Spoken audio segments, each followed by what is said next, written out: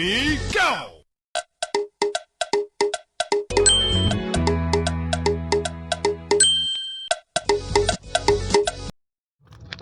Breaking news. Welcome to today's headlines. Federal government under pressure over UN order to release Nnamdi Kanu. Federal government under pressure over UN order to release Nnamdi Kanu. To my dear listeners, from wherever you are listening from, please stay tuned as I read today's news. The indigenous peoples of Biafra, IPOB, is upbeat that its leader, Nnamdi Kanu, would soon be a free man, going by the recent directive by the United Nations to the Nigerian government. Kanu, who is currently facing trial, has been in the detention facility of the Department of State Service, DSS, in Abuja, the nation's capital, for about 14 months after his interception and rendition from Kenya by the Nigerian authorities. But the UN Human Rights Council's Working Group on Arbitrary Detention, in its decision contained in opinion number 2522, has reportedly asked the Nigerian government to release the separatist unconditionally and compensate him for the abuse and torture he has and continues to suffer. Kanu's international legal counsel, Mr. Bruce Fain, and Prof. Rachel Murray, who were engaged by his family as well as the IPOB Leaders Council, Special Counsel Aloy Ejimako, initiated the effort leading to the UN directive.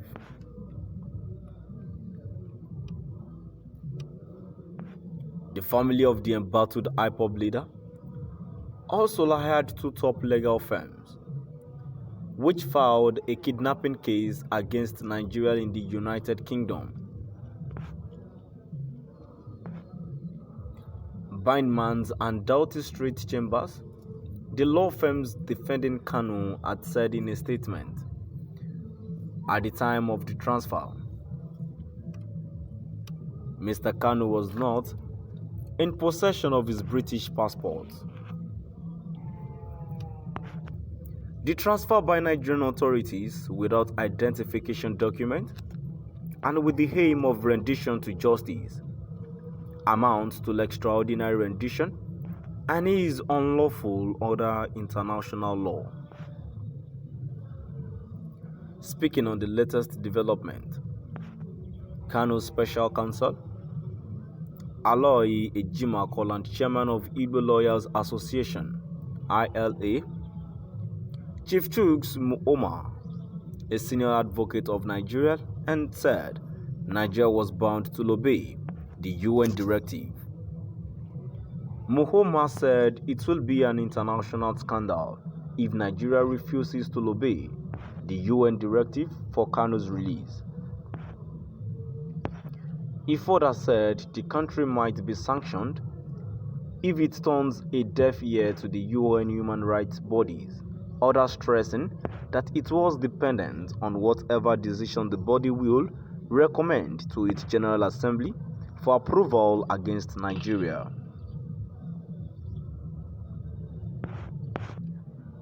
The former IPOB lawyer explained that a refusal will amount to disobeying the world body to which Nigeria is a member, emphasizing that if one belongs to an organization, he or she will abide by its rules and regulations.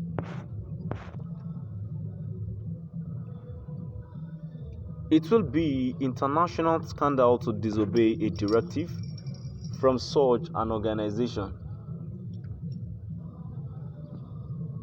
like the United Nations, so it has to carry out its membership obligations by obeying to release and pay adequate compensation to Kanu, as directed, Muhammad said.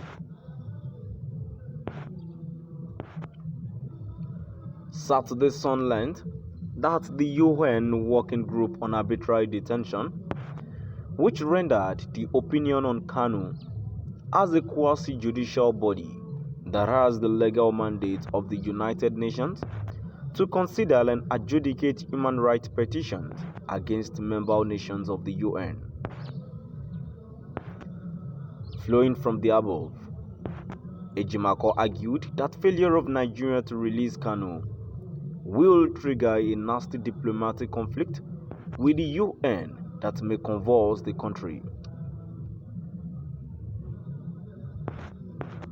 He explained further, the opinion is legally binding on Nigeria because the decision is based primarily on human rights standards set by the International Covenant on Civil and Political Rights and the Universal Declaration of Human Rights, to which Nigeria is a signatory.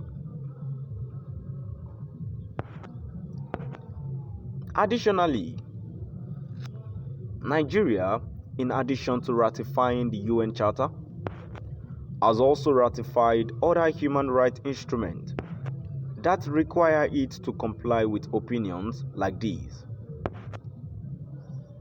Ratification is a means by which a nation makes itself subject to international laws and treaties, and by the provisions of Section 12 of Nigerian Constitution and a plethora of decisions by the Supreme Court of Nigeria, ratification makes Nigerians subject to whatever it ratified.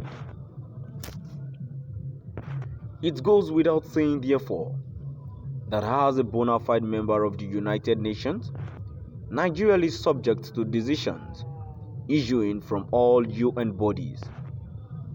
Nigeria is thus duty-bound to implement this decision in its letters and spirit, and it is expected to do so promptly.